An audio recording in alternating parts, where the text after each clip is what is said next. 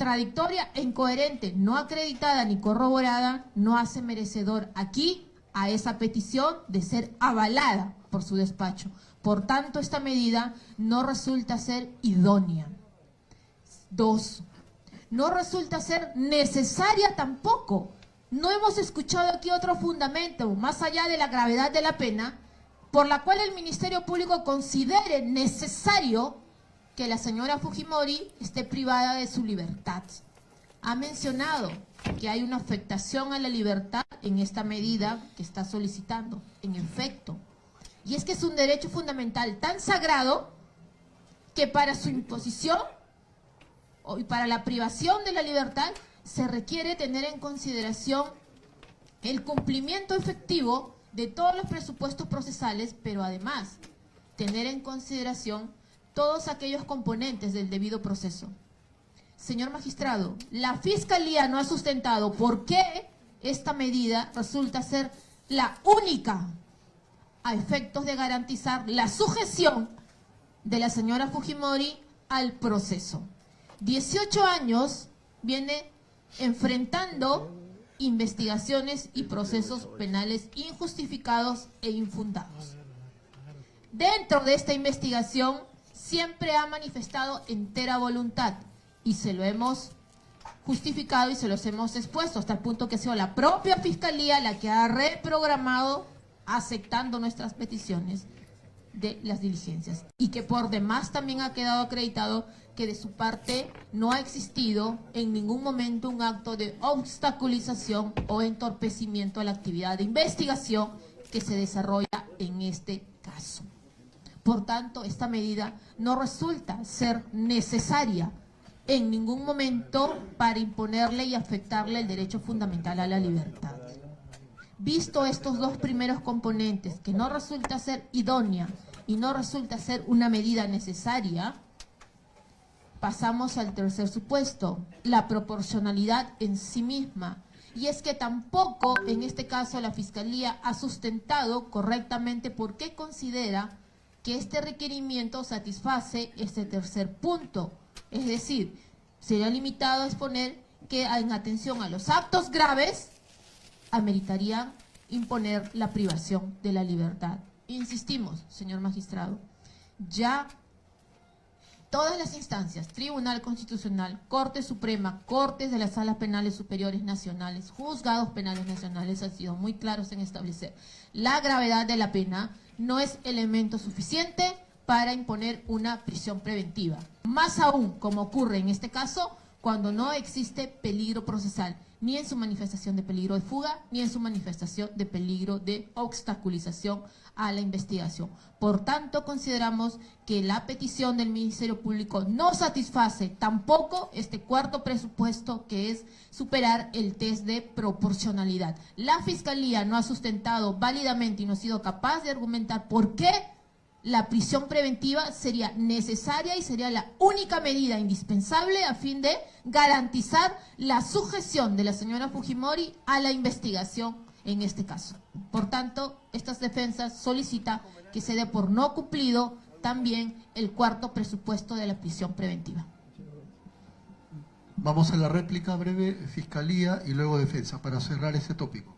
Sí, señor magistrado, el Ministerio Público no solamente se ha argumentado en base a la gravedad de la pena, sino que también ha señalado el peligro de fuga, peligro de obstaculización. En resumidas, bueno, en palabras breves, los testigos tienen temor de Keiko Sofía Fujimori Gucci, y por lo tanto tenemos que asegurar los fines precisamente del proceso, asegurar que se pueda cautelar el desarrollo de una investigación. Ya he repetido, durante estas 2 jornadas, los testigos tienen temor a Keiko Sofía Fujimori Gucci. Y por qué no decir también, ciertas autoridades públicas tienen temor. Pareciera que la abogada repite y repite y repite situaciones que no vengo diciendo. Pero bueno, es parte de su ejercicio de defensa. Doctora, usted puede también argumentar lo que crea conveniente. Y es que hay que repetir para que se escuche y se entienda. Por eso uno repite, porque parece que no se entiende, señor magistrado. Y aquí sí quiero ser muy clara en esto. Si hubiera existido algún testigo que hubiera declarado que se siente intimidado, amenazado por la señora Fujimori, ¿no lo hubiéramos escuchado?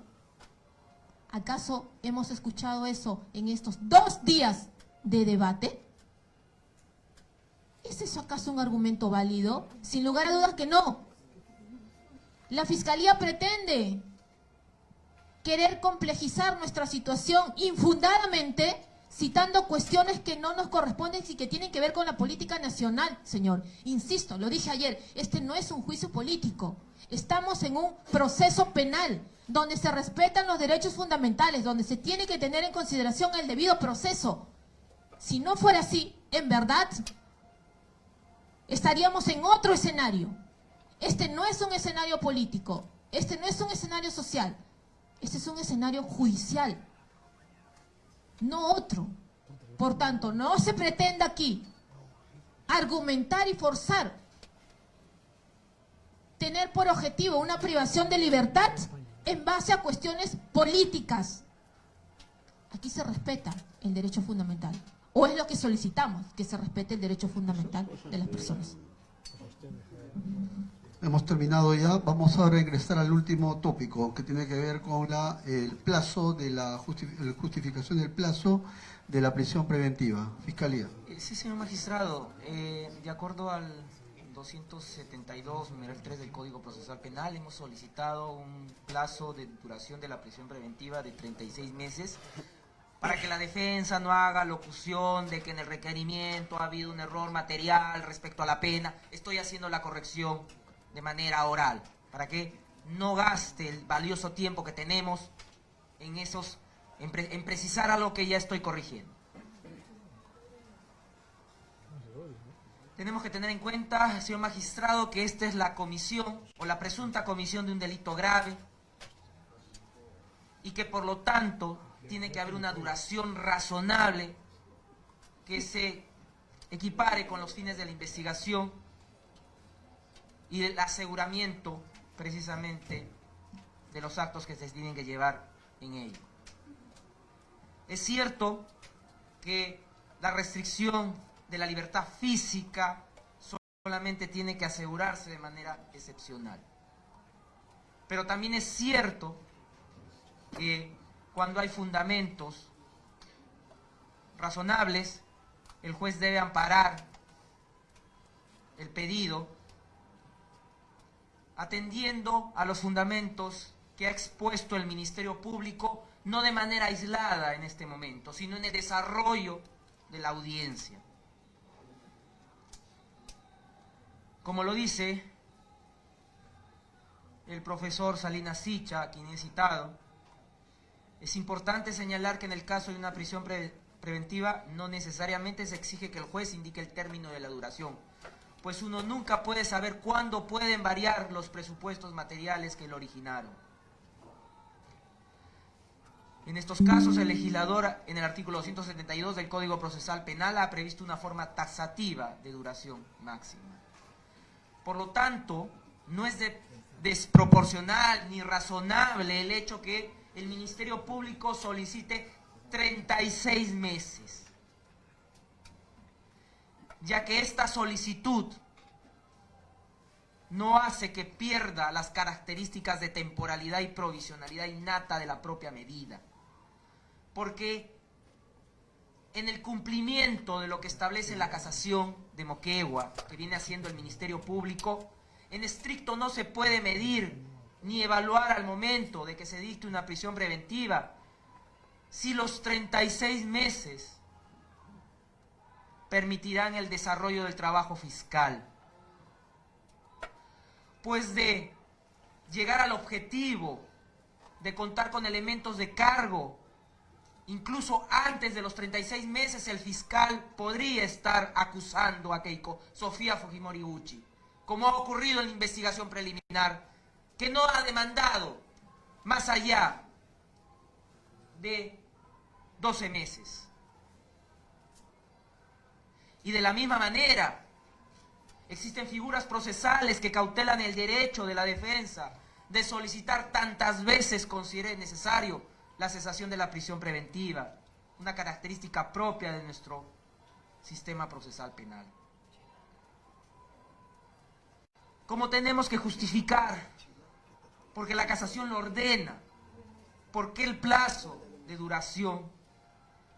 El Ministerio Público ampara su pedido precisamente en aquellas diligencias que ha señalado en la disposición de formalización de la investigación preparatoria y que ha alcanzado a su judicatura al momento de formalizar.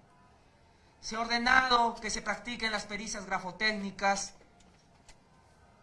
de 85 vouchers que fueron remitidos por el Scotiabank, que ya se tienen identificados y ya se tienen a disposición del Ministerio Público, de 262 vouchers del mismo banco que corresponde a otro grupo o sector que el Ministerio Público está considerando que se realizaron los fraudes mencionados, 591 vouchers que conforman un tercer grupo, 40 vouchers que conforman un cuarto grupo. Esto sin perjuicio que en el desarrollo de la investigación se puedan recabar mayores vouchers de la cuenta o del banco Scotiabank que fueron empleados precisamente para lavar el activo. Es necesario decir, más allá de declaraciones testimoniales, que contamos con 51 imputados a la fecha, más allá de las pericias correspondientes, financieras, contables, propias de una investigación de lavado de activos, y como hemos dado cuenta, iba a ser objeto para dilatar el trámite planteado por Silva Checa. El Ministerio Público tiene que cursar solicitudes de asistencia judicial internacional, porque se han empleado entidades financieras internacionales, porque obran abonos que doy cuenta del 31 de marzo del 2010, la operación 1184-498 del ordenante Kotobuki Suyo, por el monto de $10.800 por el emisor Deutsche Bank Trust Company America, si se dice bien. De esa misma fecha, la operación 1184-499 del ordenante Takagi Co. por el importe de $21.500 del referido banco. Del 7 de marzo del 2011, con el número de operación 1272-126 de Pedro Motonoshi por 9.440 por el banco Wells Fargo Bank. Del 8 de marzo del 2010, del número de operación 1272-463 Joanna Sasaki por el monto de 9.305 del Bank of America. Y como hemos escuchado en el desarrollo de esta audiencia, el plan era precisamente hacerlo a través de estas personas. Del 10 de marzo del 2010, el número de operación, el 127317 del Schools First FCU de $9.460 del Bank of New York New. Del 11 de marzo del 2010, la operación 1263-254 de Melissa Keiko Sasaki por el monto de $9.455 del JP Morgan Chase Bank, New York. Del 11 de marzo del 2011, la número de operación 1273-462 de Carol Blanco Matsuno por el importe de $50.000, Bank of Nova Scotia. Del 11 de marzo del 2011, el número de operación 1273-56 de Juan C. Luna por $40.950, Bank of America. Del 15 de marzo del 2011, el número de operación 1274-312 de Oscar Moritani por el monto de $49.950 al Citibank New York. Del 18 de marzo del 2011, el número de operación 1275-164 Blanco Matsuno Miguel por el monto de $50.000 del Caixa Bank. Del 21 de marzo del 2011, el número de operación 1275-590 John Lee $65.000 por el Wells Fargo Bank. El 18 de abril del 2011, el la operación 1283-66-2, con un código por el aporte de 4.980 del Wells Fargo Banco. Del 20 de abril del 2011, el 1284-37-3 del Kotobushi Show, por $12.000 Deutsche Bank Trust Company. Del 20 de abril del 2011, el número de operación 1284-374 Takai Co, $24.000 del mismo banco.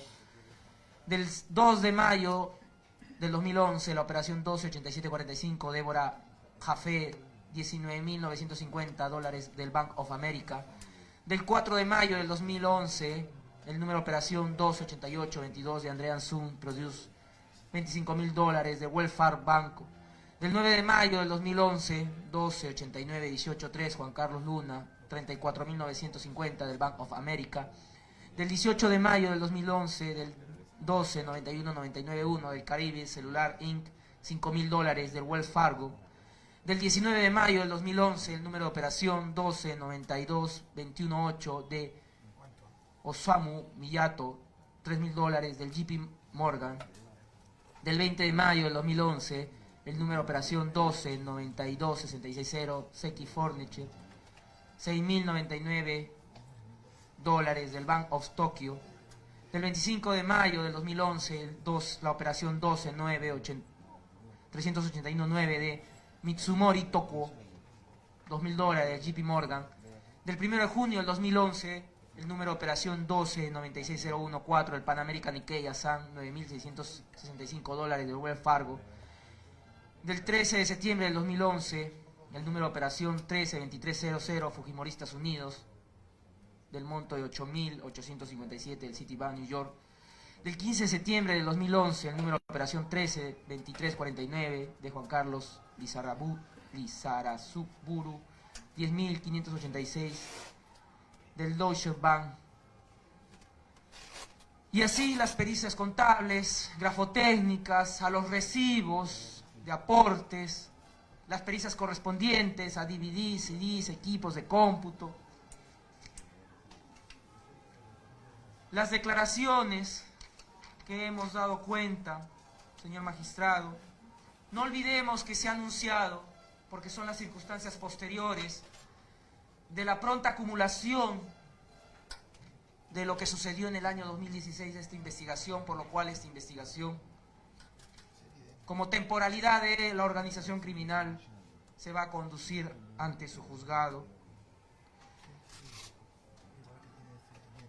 Tenemos que hacer todas las diligencias de corroboración de las actuaciones que se han ido recabando últimamente. Las ampliaciones propias que ha solicitado la defensa, y no lo va a negar, de funcionarios de la empresa Odebrecht en el Brasil. Las diligencias de recabación de documentos del Congreso de la República, si este ente lo permite.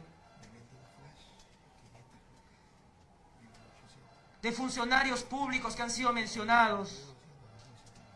Y finalmente, la declaración de Pedro Gonzalo Chava Rivallejos en la presente investigación. Eso sería todo, señor magistrado, por lo cual sostenemos el plazo de duración. Traslado a la defensa. Doctora.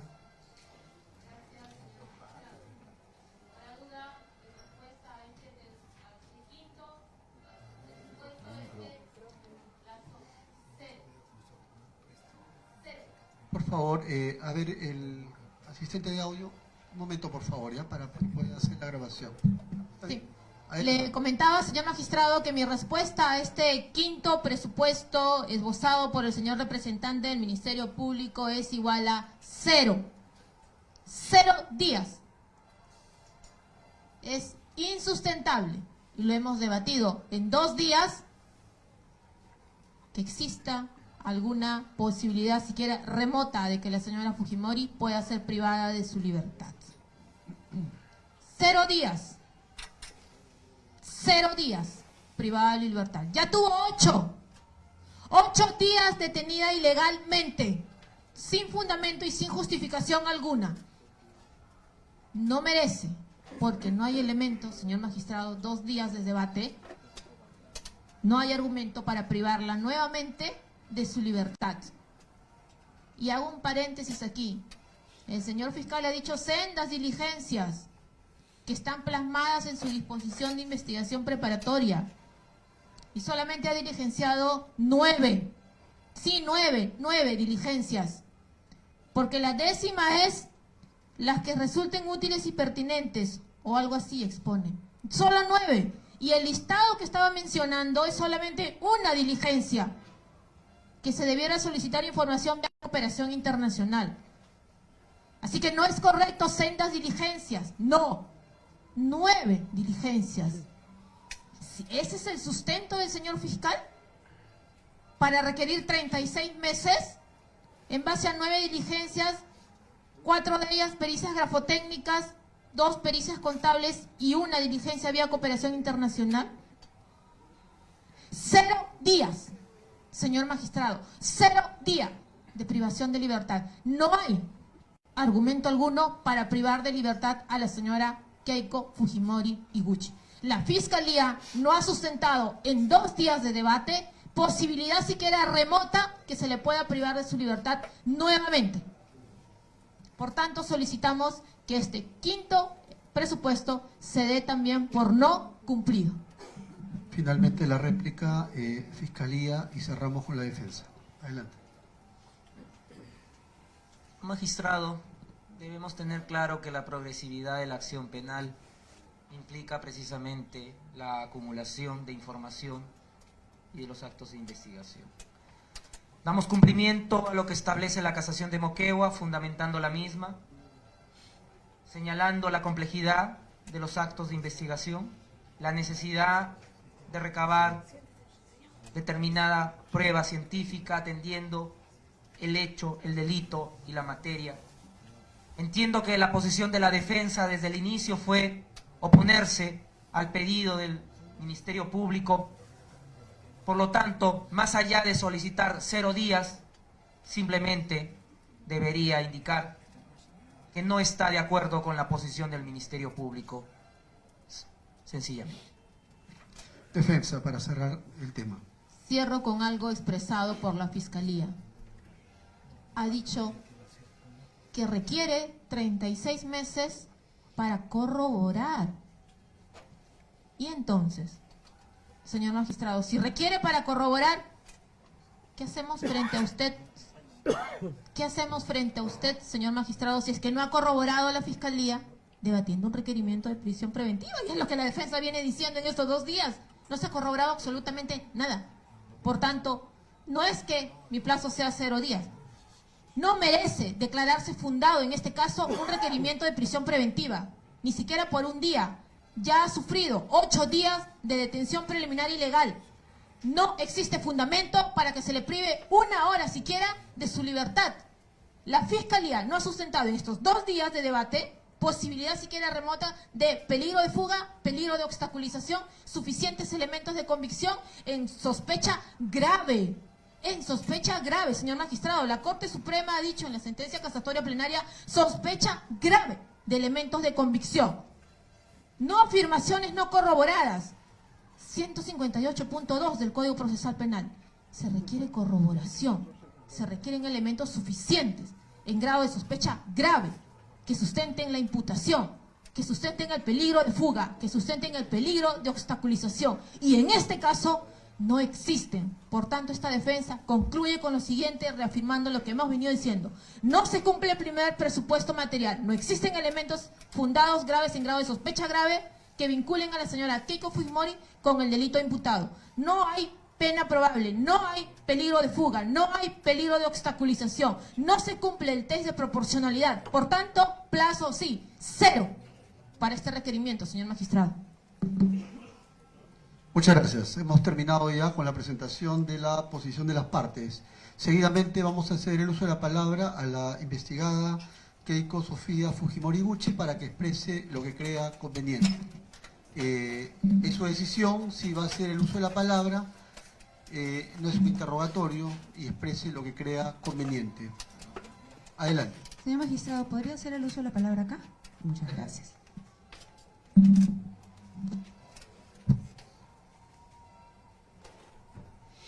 Buenas noches. Un momento, para que la grabación... ¿Hay problemas con el micrófono? A ver. ¿Sí? Buenas noches. Ya. ¿Ahora sí? ¿Está bien? No, inalámbrico, por favor, porque tenemos... No capta bien el audio. Adelante. Muy buenas noches, señor magistrado. Permítame empezar diciéndole con todo respeto y total sinceridad lo que siento en este momento. Me preocupa mucho que diga lo que diga o haga lo que haga, usted ya tendría una decisión tomada. Esta sensación la tengo después de la detención injusta que dictó, después de haber visto el pasado domingo que usted ha denegado la recusación presentada por nuestra defensa en tan solo unos segundos, cuando en realidad pudo inhibirse. Espero estar equivocada. A pesar de eso, señor juez, voy a expresar mis argumentos para intentar que usted los escuche y los analice, pero también para que sean escuchados por todo el país y para que todos los peruanos sepan si en el Perú se respeta la presunción de inocencia y el debido proceso. El fiscal afirmó primero que Fuerza Popular es una organización criminal.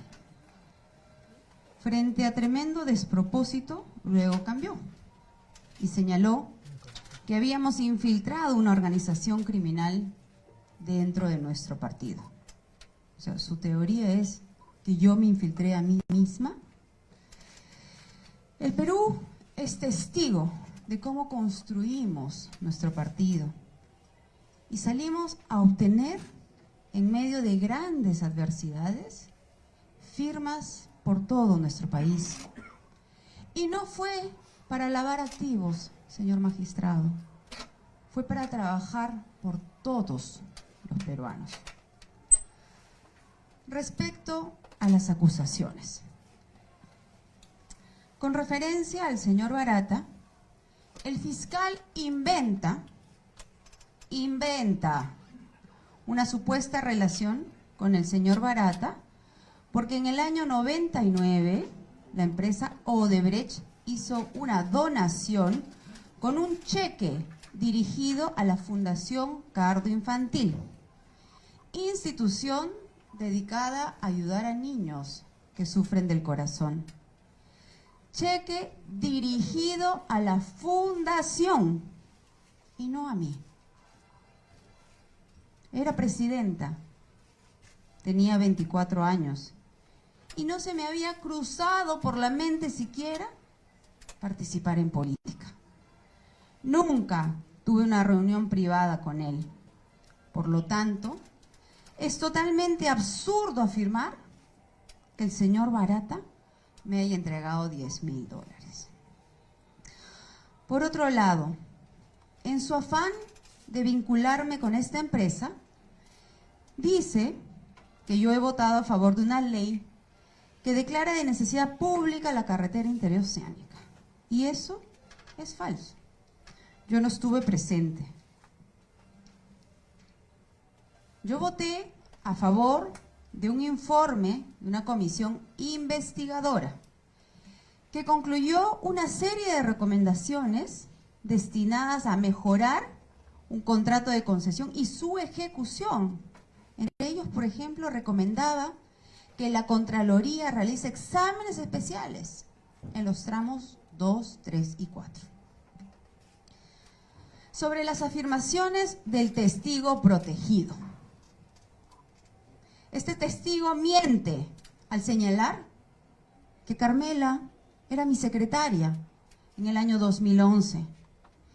Ella laboraba en el Congreso de la República, en el despacho de la excongresista Marta Moyano. Hay documentación de por medio, señor magistrado. Carmela recién inicia su trabajo en Fuerza Popular a partir del año 2014. Miente el testigo protegido al señalar que Pierre y Ana se encargaban de la parte administrativa. La señora Ana Vega era secretaria de organización y Pierre Figari, personero legal y secretario general de justicia. Y como le consta a todos los periodistas que me acompañaron en esa campaña presidencial, ellos viajaron por todo el país, muchas veces conmigo. Miente nuevamente el testigo protegido al afirmar que la señora Adriana Cortés entregaba dinero en efectivo. Todas las transacciones que se han hecho de manera bancarizada. Miente el testigo protegido al señalar que el señor Vicente Silva ha sido un asesor en la sombra. Él nunca ha sido un asesor del partido ni mío. No pertenece a Fuerza Popular, ni es militante de nuestro partido. Es un abogado al que mi abogada consulta cuando lo considera necesario. Una vez más, estamos ante afirmaciones absolutamente falsas. Absolutamente falsas. Un testigo protegido puede decir muchas cosas, señor juez. Puede inventarse una serie de mentiras. Pero hasta un estudiante de Derecho, en primer año, sabe que si estas afirmaciones no son corroboradas, simplemente no valen. Ahora quisiera enfocarme en los peligros procesales. Quiero empezar por el supuesto peligro de fuga, señor juez. Quiero contarle que tengo toda una vida que confirma sin lugar a dudas que no me voy a ir del país. No me fui en el país en el año 2000, cuando cayó el régimen de mi padre y él se quedó en el Japón. A pesar de que sabía que nos iban a tratar de meter culpables, inocentes, a todos en un mismo saco. En esos días me enteré que mi padre iba a renunciar antes que él lo hiciera. Y toda mi familia y todos mis amigos me pedían que salga del país. Pensaban que los enemigos de mi padre se iban a ensañar conmigo. Y tuvieron razón. Pero decidí quedarme, a pesar de que sabía que venían tiempos difíciles, señor juez. He ido decenas de veces en esa época a declarar a la policía, a la fiscalía, a las comisiones investigadoras. En ningún momento me corrí. En el año 2004, cuando me iba a casar, le pedí a Marc, en ese entonces, casarnos acá, en el Perú, en mi tierra, con mis amigos y con mi familia. El día de mi despedida de soltera, una semana antes del matrimonio, el Ministerio Público me dio un regalo inolvidable. Solicitó esa misma tarde 5 años de prisión para mí. Pensaron que con esa resolución, señor juez, anularía mi ceremonia y me iría a los Estados Unidos. No lo hice. Me casé en la Iglesia Virgen del Fátima y años después el proceso se archivó. Como estoy segura, también se archivará este. Una vez más, decidí quedarme en mi país y enfrentar las amenazas de la Fiscalía, como lo sigo haciendo el día de hoy. En el año 2005, yo estaba estudiando mi maestría en los Estados Unidos. Mi padre viajó a Chile. De un momento a otro fue detenido en Santiago y cuando lo fuimos a visitar, todos los dirigentes del fujimorismo, me pidieron que deje de lado mis planes de la maestría y que vuelva al Perú para encabezar la lista al Congreso.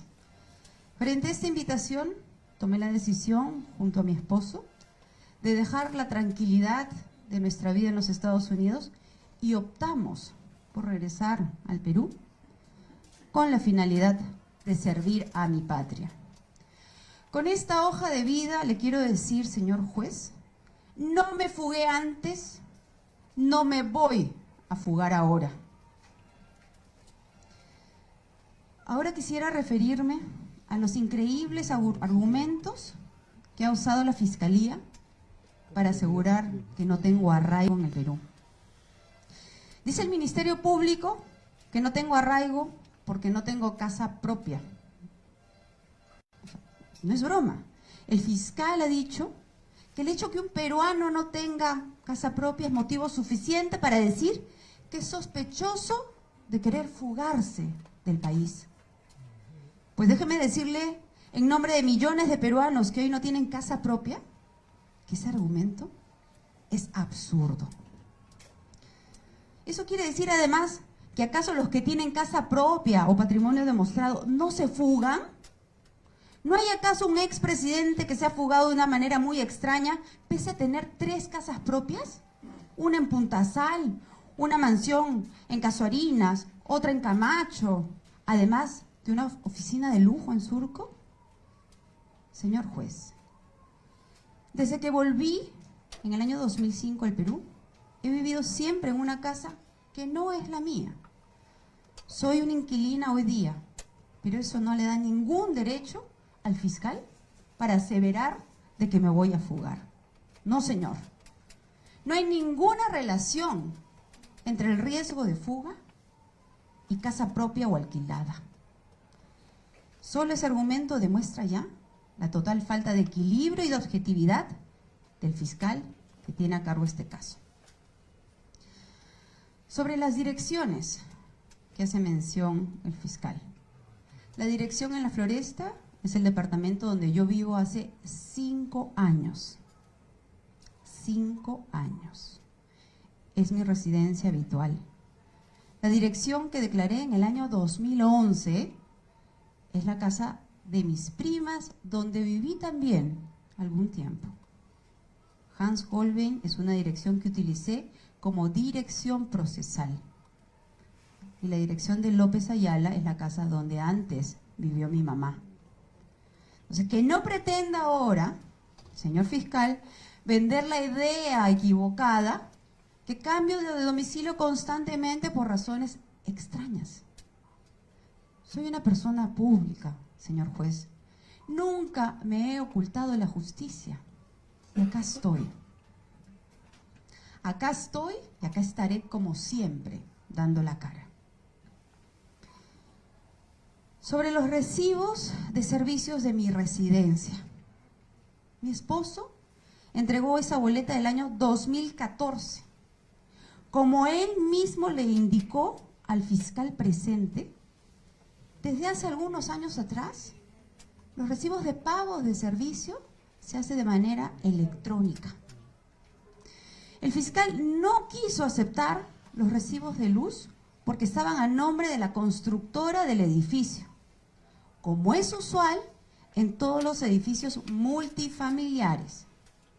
Sin embargo, quiero precisar que la Fiscalía tiene los contratos de alquiler, las renovaciones de estas, las constancias domiciliarias y los testimonios de los propietarios del departamento donde vivimos.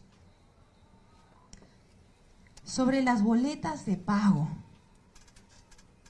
Siempre se me han hecho mis depósitos de manera bancarizada, a mi cuenta sueldo. Y todas estas boletas están registradas dentro del sistema PLAME, creo que se escribe PLAME, del registro de SUNAT, como tienen todas las instituciones que tienen a sus empleados en planillas. Y estas boletas están grabadas y ahí figura la información de acuerdo a cada empleado. Sobre mis viajes al exterior. Sobre mis viajes al interior del país justo antes de la última citación. Es verdad, yo pedí una postergación porque estábamos a puertas del proceso municipal y regional y tenía ya una serie de compromisos de viajes por todo el Perú. Y esos viajes están publicados en mis redes sociales. Otra extraña razón por la que el fiscal argumenta falta de arraigo y peligro de fuga es la nacionalidad de mi esposo. Es increíble, sí, pues, soy altamente sospechosa de fugarme del país porque mi esposo es gringo. Según el fiscal, ya no me voy a fugar solo por no tener casa propia, sino también por estar casado con un ciudadano norteamericano. Como en el caso anterior, señor juez, esto quiere decir que para la Fiscalía, todos los peruanos casados con extranjeros también son sospechosos de querer fugarse. Es cierto, mi marido nació en el extranjero, pero él decidió nacionalizarse peruano. Yo no me he casado estratégicamente en el medio de este proceso para tratar de fugarme. Llevo 14 años de casada con Marvito Villanela y tengo un solo pasaporte. La nacionalidad de mi esposo no demuestra ningún peligro de fuga, todo lo contrario. Como ya lo he comentado, mi esposo y yo amamos vivir en el Perú a pesar de todas las dificultades que hemos tenido. Nuestras dos pequeñas hijas son la luz de nuestra vida.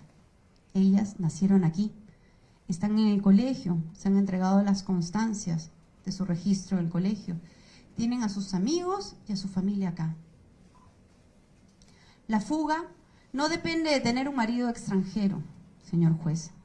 Este débil argumento demuestra una vez más que el Ministerio Público no tiene sustento en mí, de mi caso.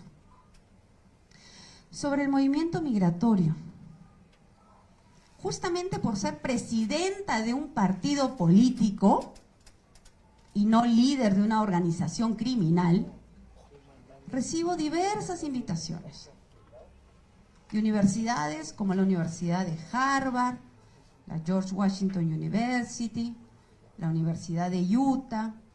He recibido invitaciones de gobiernos, 2 veces por el gobierno de la China, el gobierno de Gran Bretaña, instituciones prestigiosas como el Diálogo Internacional o la CAF. Y estas invitaciones lo hacen, nuevamente, por ser presidenta del partido político Fuerza Popular. ¿Podría, señor juez, seguir respondiendo todo el día cada una de las falsedades del Ministerio Público? Pero ya mi abogada se ha encargado de exponer otros argumentos de manera muy clara y contundente. Y sé que además no me queda mucho tiempo. Termino, señor juez, comentándole. Estoy serena porque tengo la conciencia tranquila y sé que siempre hemos actuado de buena fe y cumpliendo la ley. Mantengo la esperanza que se me hará justicia y conoceremos todos la verdad. En esta audiencia se ha demostrado, primero, que tengo arraigo domiciliario y laboral. Segundo, que no hay peligro de fuga. No hay peligro de fuga. Tercero, que nunca he obstruido la justicia. Por el contrario, siempre, durante estos 18 años que he sido constantemente investigada, siempre he colaborado con la justicia. Usted, señor juez, tiene muchas razones para rechazar este pedido de prisión preventiva. Antes de tomar la decisión, le pido que tenga en cuenta algo fundamental, el principio de la presunción de inocencia. Todos somos inocentes hasta que se compruebe lo contrario. Y merecemos, como cualquier ciudadano, que se nos respete el debido proceso. Debido proceso. Debido proceso, señor juez. Lo que estoy viviendo no se lo deseo a nadie. He sido detenida injustamente, expuesta a una serie de humillaciones, llegando a llevar un chaleco de detenida en un proceso de audiencia. Pero aquí estoy, de pie, sabiendo que me quedan muchas cosas difíciles que afrontar, pero con la seguridad que siempre hemos actuado correctamente. Enfrentaré este proceso en nombre de la verdad en nombre de mi partido político y en nombre de mi familia. Muchas gracias por haberme escuchado. Hemos terminado ya con la presentación de la propia investigada, Keiko Sofía Fujimori Iguchi, y antes de... Vamos a suspender, pero antes quiero hacer unas preguntas ya aclaratorias sobre la situación jurídica o sobre el requerimiento de prisión preventiva de la investigada Keiko Sofía Fujimori Iguchi.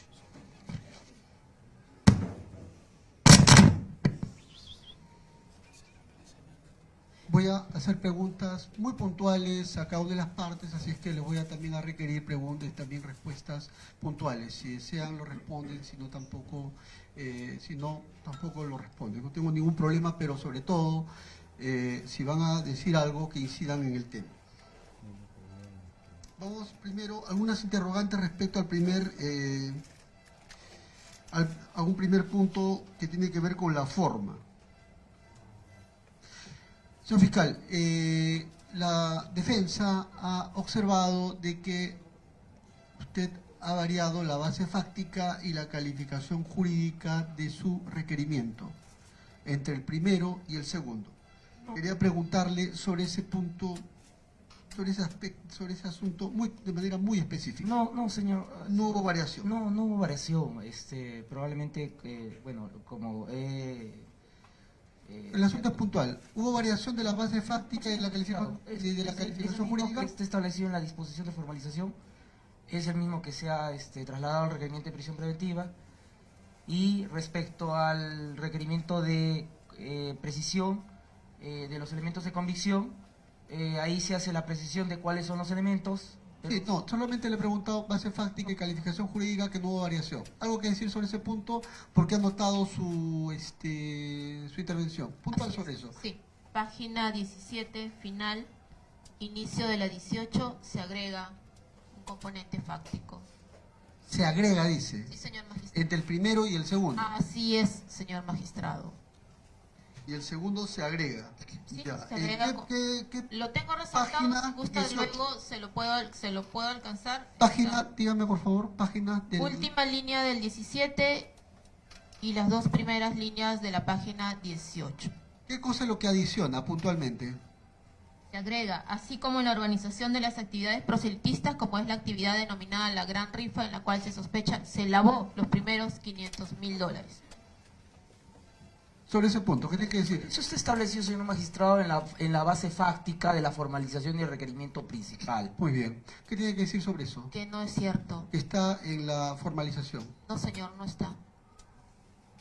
El fiscal no puede, ¿está en la formalización? Sí, señor magistrado. Ya, eso lo voy a contrastar, ¿ya? Usted Seguimos. dice que está y no está. Nada más. Además que estamos verificando entre el primer y el segundo requerimiento, Sí. que era el cuestionamiento que esta defensa hizo el día domingo, entre el primer y el lunes. Por eso, ¿qué tiene que decir Segundo- respecto a que la Fiscalía está diciendo de que la base fáctica está en la formalización? No, Por ese punto. también se añade, señor magistrado, lo que se está haciendo es añadir esta defensa. Doctora, se tomaba- la Fiscalía Sí. ha hecho alusión a la Sí. formalización. ¿Qué Es tiene lo que le digo, es lo que le digo. Ha añadido. ha ¿Pero está en la añadido. formalización ese No, dato? señor, ha añadido. Ya, voy a verificarlo eso. Usted dice que no está ese dato. El otro punto. Son más, pero he identificado varios puntos. Dice que está en la base fáctica. ¿Qué otro punto? Segundo párrafo de la página 18. Hay un último párrafo en el segundo párrafo. Intimidando u ofreciendo dinero. Penúltima línea del tercer párrafo. Ha añadido entre paréntesis que podrían ser los que corresponden a los activos de Odebrecht.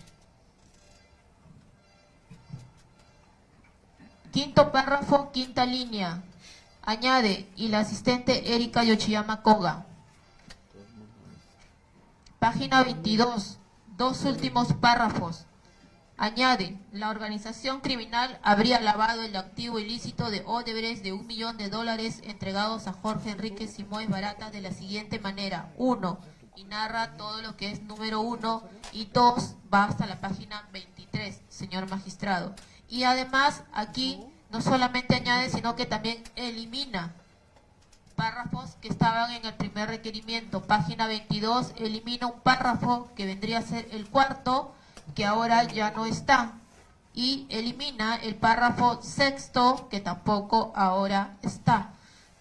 En esa misma línea, en la página 23, tercer párrafo, añade entre paréntesis en el 50, la sexta línea de abajo hacia arriba, añade entre paréntesis como ellos fueron parte del gobierno de Alberto Fujimori. Y en la cuarta línea de abajo hacia arriba del quinto párrafo, añade usó, en referencia a la estructura. Página 24, añade en este requerimiento subsanatorio, tercera línea del primer párrafo y otros, quinta línea de este primer párrafo, por medio de actos de intimidación u ofrecimiento de dinero. Agregan también, segundo párrafo de la página 24, añade en la cuarta línea de abajo hacia arriba y que ello no fue debidamente supervisado por esta entidad. Misma página 24, añade el párrafo cuarto, quinto, sexto, séptimo de la página 24 y añade el primero, segundo, tercero, cuarto, quinto párrafo de la página 25, añade toda la página 26, añade toda la página 27, añade toda la página 28, añade toda la página 29. En esa línea, página 34, elimina un párrafo que estaba en el antepenúltimo párrafo, también elimina esa referencia en el requerimiento subsanatorio, señor magistrado. Por tanto, esta defensa,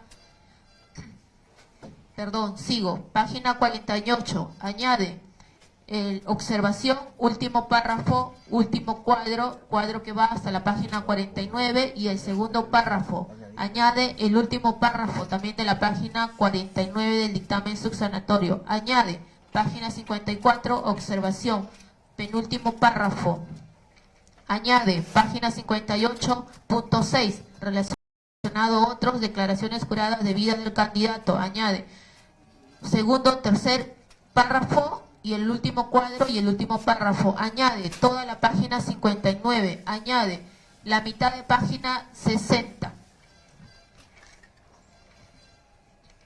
Señor magistrado, si me permite. Es que ya me parece una situación de mala fe y alguien... No se preocupe, que haga el inventario y luego voy a consultarle también a usted. Continúe, por favor. Solo concluya. estoy respondiendo lo que me han preguntado. Me preguntaron diferencias entre el primer y segundo requerimiento, estoy dando cumplimiento a eso. Añade. La pregunta fue al tema de si había modificación de la base fáctica. Exacto. Y de la parte jurídica. Exacto. Estoy anotando. ¿Algo más? Esa defensa Me es anotó acotación. página 60. ¿Algo Sí. más?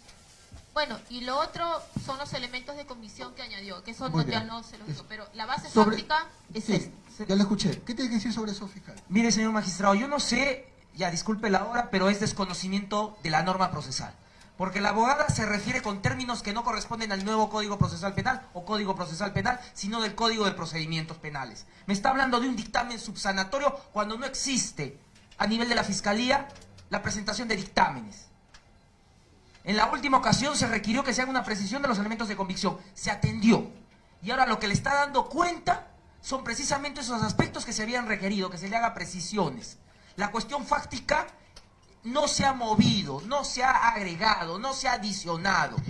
El Ministerio Público sabe el riesgo que corre si es que se hubiera agregado algún tipo de circunstancia no señalada en la disposición de formalización. ¿Eso está dónde? ¿En la formalización? En la formalización, y es lo mismo que se ha trasladado al requerimiento de prisión preventiva. Lo que Muy la bien. abogada le está diciendo, señor magistrado, ya es con un ánimo indebido, de mala fe, falta de lealtad al proceso, le está leyendo los aspectos de las circunstancias que corresponden precisamente a la proporcionalidad, a la duración de la pena, al tercer presupuesto Sí, procesal. ya, cerrando el tema. Eso ya he anotado respecto a ese tema, porque el punto que se ha puesto en la mesa es el tema de la variación de la base fáctica y de la base jurídica.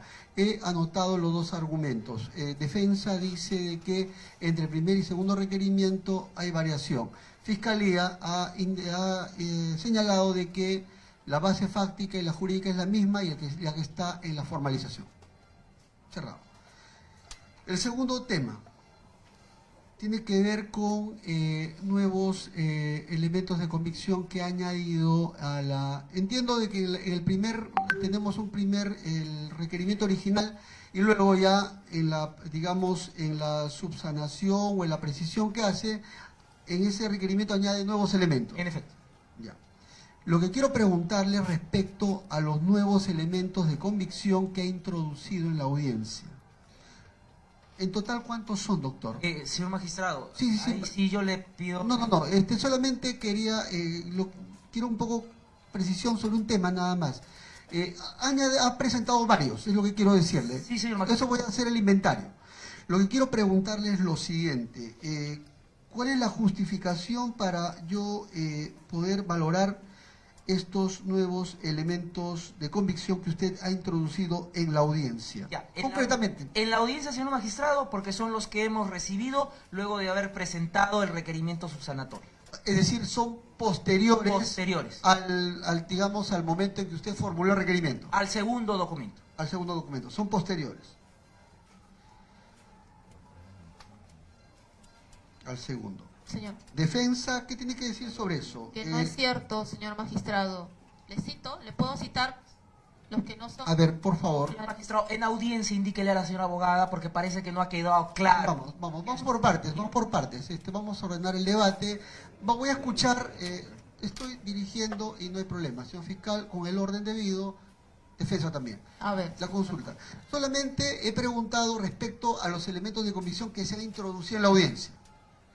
Le he preguntado a la Fiscalía cuál es la justificación y ha referido, voy a citar textualmente, de que son elementos de convicción que se han obtenido con posterioridad al segundo escrito que ha presentado la Fiscalía. Usted, A ver. ¿cuál es su...? Sí, vamos, desde del segundo requerimiento, pues hoy día nos ha mostrado una declaración del señor Víctor Medina que no precisamente es de estos días y que tampoco es de esta carpeta.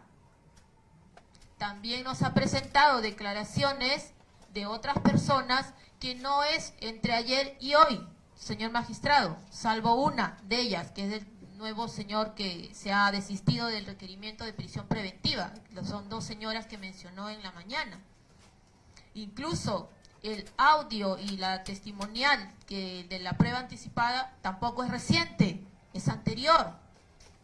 Si es que usted me está preguntando puntualmente por lo que ha incorporado en pleno debate, son estos.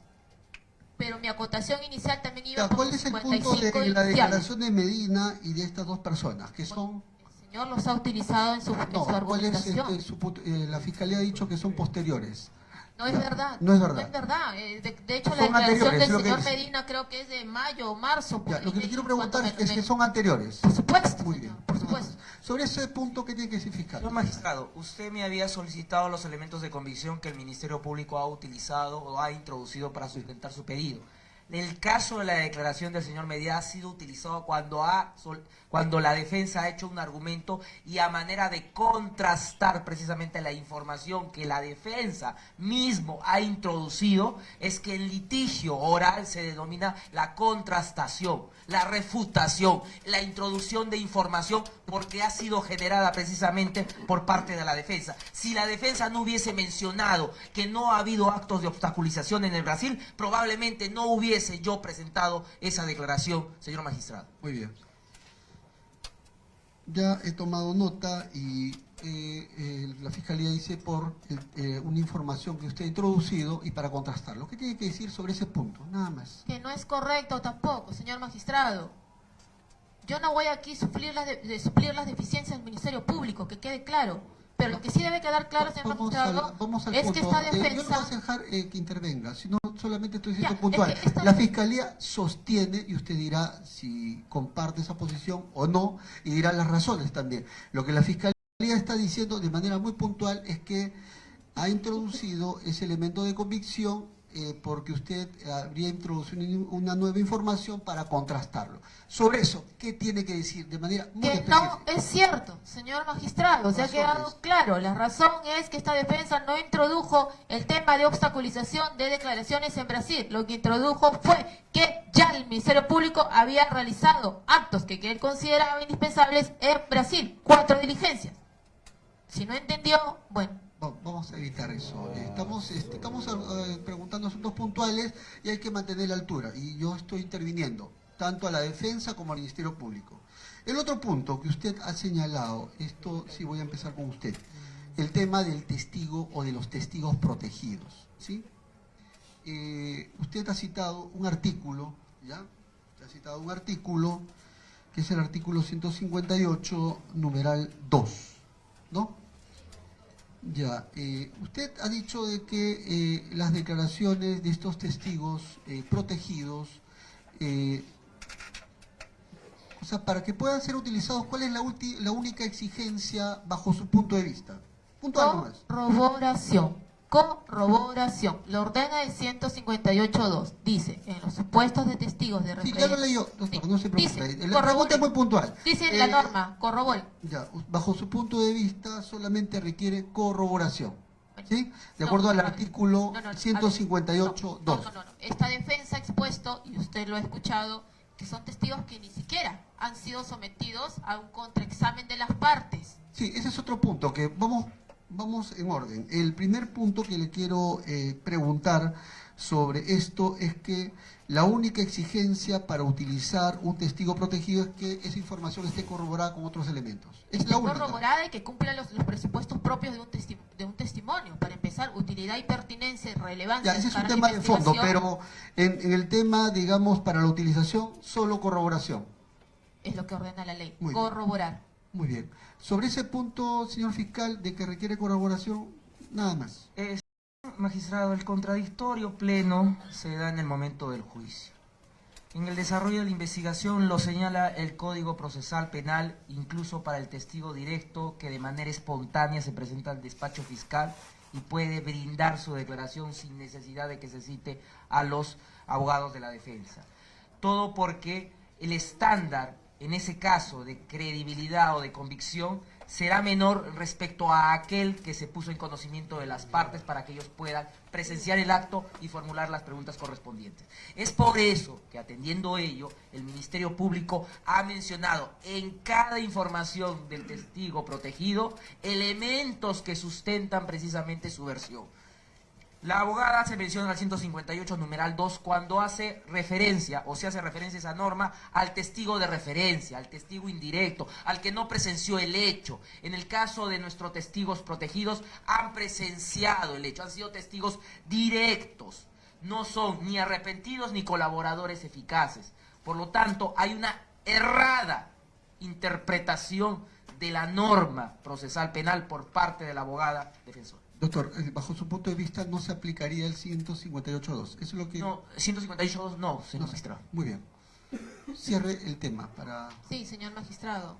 Es que hay que leer completo. El 158.2 se refiere a testigos de referencia, se refiere a arrepentidos o colaboradores y situaciones análogas. Si el fiscal quiere desconocer este presupuesto legal, entonces, ¿qué regularía?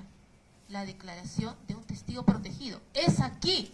La norma es clara. Por algo existe la ley. Dice, y situaciones análogas. Y el testigo protegido lo es. ¿No?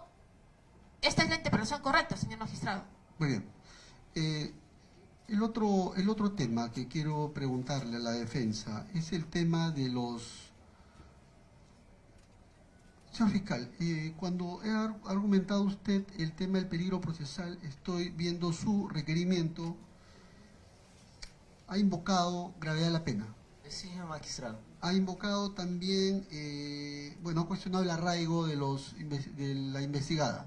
Señor magistrado... Sí, solamente estoy haciendo el inventario, nada más. Le pregunto porque estoy revisando también y aquí hay un concepto, y quiero preguntarle, el tema de la magnitud del daño causado. ¿Cuál es? ¿Lo ha mencionado usted? Lo mencioné dentro de la... cuando hice alusión a la gravedad de la pena, hice mención precisamente a la magnitud del daño causado, lo que causa, precisamente lo que implica un delito de lavado de activos producido por organización criminal, cuando indiqué que de la misma manera no había una muestra de la investigada Keiko Sofía Fujimori Gucci de haber mostrado algún tipo de arrepentimiento, una manera de resarcir el daño causado, toda vez de que estos delitos pluriofensivos lo que están... Muy bien, lo que yo quiero preguntar, entonces, esa magnitud del daño causado, ¿en qué medida genera peligro procesal? concretos nada más. Sobre eso lo voy a correr traslado también usted.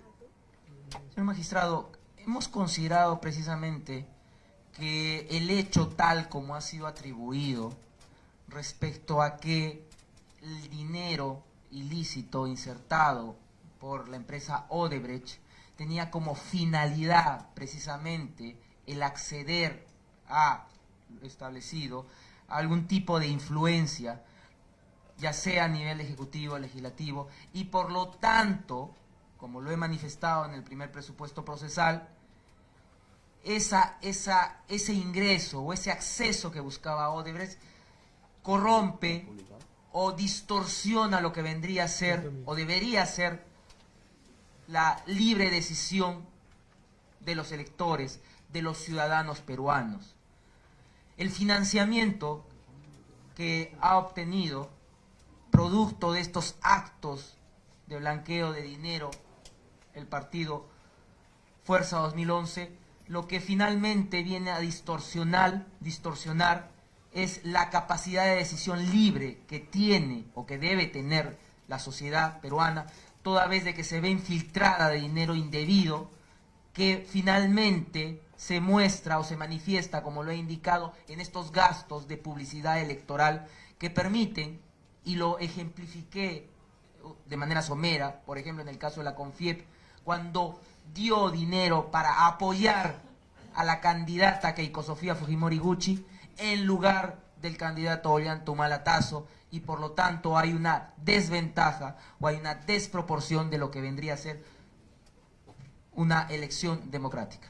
La magnitud del daño causado, precisamente, señor magistrado, atendiendo que se está afectando los bienes jurídicos, implicarían que precisamente la investigada pudiera evadir la acción de la justicia. Estos indicios objetivos finalmente son los que marcan un criterio o una decisión subjetiva que usted va a tener que tomar en base a todos los alcances que se han realizado. Sobre ese punto, doctora. Llama la atención de esta defensa, señor magistrado, y en plena audiencia preguntamos al señor fiscal si había pasado el rubro de peligro de fuga. Y nos respondió que sí, que ya estaba en el rubro de obstaculización de la actividad de investigación. ¿Por qué fue mi advertencia? Porque precisamente no había alegado el supuesto por el cual usted le está preguntando y por tanto no debiera de pronunciarse. El señor fiscal no alegó este punto, por tanto no puede ser incorporado. A estas alturas se preguntan, esta defensa fue puntual y estableció en pregunta, ¿será que el señor fiscal ya acabó? ¿Recuerda usted? Yo intervine y me dijo, sí, ahora estoy en elementos de obstrucción. Y este punto no fue materia de alegación. Así que mal se haría incorporarlo, porque incorporarlo sería nuevamente suplir la actividad del Ministerio Público, ahora ya no por la defensa, sino por su juzgado. No, yo le pregunto porque está en el requerimiento. Exacto, pero por no eso, en la alegación oral, que es lo que el del contradictorio. estoy tomando nota de lo que usted ha El dicho. señor fiscal Estoy tomando nota no lo de hizo. lo que usted ha dicho. El último punto, para cerrar el tema de la obstaculización. ¿Qué tiene que decir sobre los actos de obstaculización concretos que se han indicado y que varios testigos protegidos estarían diciendo, o sea, en el fondo del asunto, de que están siendo, tienen temor con respecto a la investigada? El señor fiscal no los ha citado en esta audiencia de 2 días. Si no lo hubiéramos escuchado, que hubiera citado textualmente de estos testigos protegidos que dicen que se ven amenazados o intimidados por mi patrocinada. En general, ¿qué tiene que decir respecto a algunas declaraciones dadas por los testigos que supuestamente no han sido los aportantes? Primero, que ninguno de ellos hace referencia directa a mi patrocinada. Segundo, ninguno de ellos la vincula. Tercero, uno de ellos es de escucha o de referencia, ni siquiera de ella, de tercera persona. Cuarto, ninguno de ellos está debidamente acreditado, es más, ni siquiera acreditado está. Quinto, ninguno de ellos acredita un elemento de convicción pasible de ser evidenciado, en este caso, para la acreditación del delito de lavado de activos. ¿Qué tiene que decir respecto al dato de la reunión con Inostroza, concretamente? Revise usted, señor magistrado, y hemos leído textualmente y escuchado todos la declaración del testigo protegido número 4, que es la que hace referencia al señor fiscal, así como el informe de la fiscal del Callao, que en ninguno de estos dos elementos se llega a acreditar la supuesta reunión entre mi patrocinada y el señor Inostroza. No existe, más allá que el señor fiscal no pueda acreditarlo, no existe prueba alguna que acredite la existencia de esta supuesta reunión, ni en el informe del Callao, ni en la declaración del testigo protegido número 4. Ahora, el 4. Ahora, lo que sí está acreditado es el testigo del señor fiscal, y el testigo del señor fiscal es el señor Inostroza. Y el señor Inostroza declara que no conoce personalmente a mi patrocinada. Por tanto, ha sido la propia Fiscalía la que ha acreditado, en este caso, lo que nosotros venimos sustentando. Tal reunión no existió. Muy bien. Bueno, ya son las prácticamente 8 de la noche. Vamos a suspender para continuarla el día de mañana. ¿Ya? Sí, dígame, Tengo doctor. que informarle que, y esto no tiene por si acaso que ver con el plan de Silva Checa, pero el juez supremo de la investigación preparatoria me ha citado para audiencia de prisión preventiva del ex consejero Julio Gutiérrez Pebe para mañana a las 9 de la mañana. 9 de la mañana. Ya. Dígame, doctora. De igual manera, señor magistrado, para informarle que el día de mañana yo tengo una audiencia en la ciudad de Ayacucho en el primer juzgado de investigación preparatoria de esta ciudad. En todo caso, que tenga en cuenta, por favor, el momento de programar agenda para continuar. No, vamos a programarlo para el día de mañana inaplazable, pero vamos a tener en cuenta estos datos que usted está refiriendo. ¿Sí? De manera muy puntual, esta defensa, yo no voy a poder estar mañana, pero va a estar una de mis abogadas interconsulta. Entiendo que ya no, nuestro debate, al menos por el momento, no vamos a tener intervención. Si es que hay algún punto relacionado a mi patrocinada, yo le pediría que en todo caso que sea otro día en el cual yo sí pudiera estar presente y responder. No, tiene que estar presente, doctora, porque... No, va a estar una abogada interconsulta el día de mañana en la audiencia. Solo le pido si es que hay algún punto a debatir relacionado claro, por el a mi contrario, patrocinada. por el contrario, yo voy a designar al abogado público. Pero No, usted está diciendo... no, va a haber una abogada interconsulta, sino que si es que hubiera algún tema puntual, entiendo que ya cerramos el debate Sí. nosotros, solo le pido que sería otro día. Muy bien. Vamos a suspender para el día de mañana. ¿Estamos de acuerdo? A ver, vamos a ver la hora, ¿ya? Por favor.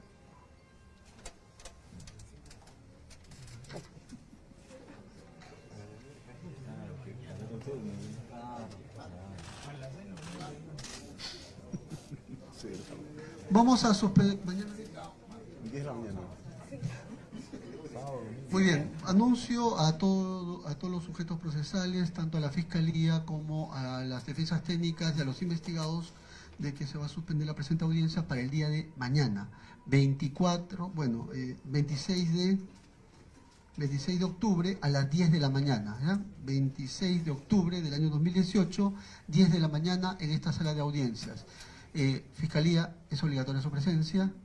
Defensas técnicas, es obligatoria su presencia. El dato proporcionado por el doctor Abanto, atendiendo que tiene prisión preventiva, lo vamos a tener en cuenta, ¿sí? Para ver el tema de la agenda el día de mañana. Solo sería para, en todo caso, entender que la regla de subrogación solo es aplicable ante ausencia injustificada. Sí, así es. Sí, voy a tener en cuenta esto. Entiendo que usted empieza a las 9 de la mañana también. Sí, pero de todas maneras va a haber el asistente de audio para que pueda usted también dar cuenta cómo van con los tiempos también allá. Sí, muy bien. Sí, vamos a ver eso. Ya mañana lo vamos a ver en la propia audiencia. Sí, vamos a suspender. ¿Se notifica? Conforme. ¿Se notifica? Muy bien. Son las 8:04 de la noche, se levanta la presente. Muchas gracias.